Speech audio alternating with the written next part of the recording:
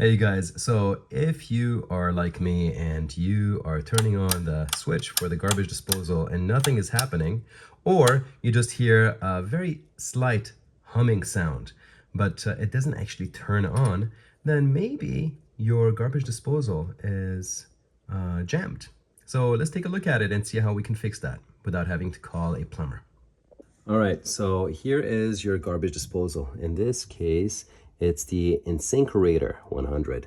And what I want you guys to do is to go right underneath, and you will see right over here, there's a red switch.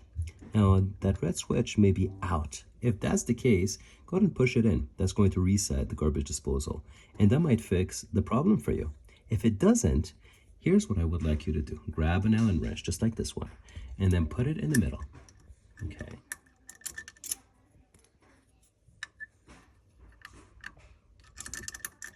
Okay, this one doesn't fit. Let's try this one. There you go. Okay, and go ahead and twist it. And it's okay to use a bit of force.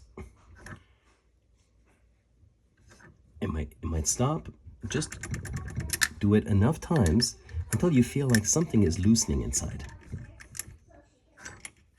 And then you are finally able to take it around and you feel like it has completely loosed and now it's smooth. Let's go ahead and try it out again and see if it works. Okay, my friends, moment of truth. There we go. It worked. And we don't have to spend extra money by calling a professional plumber.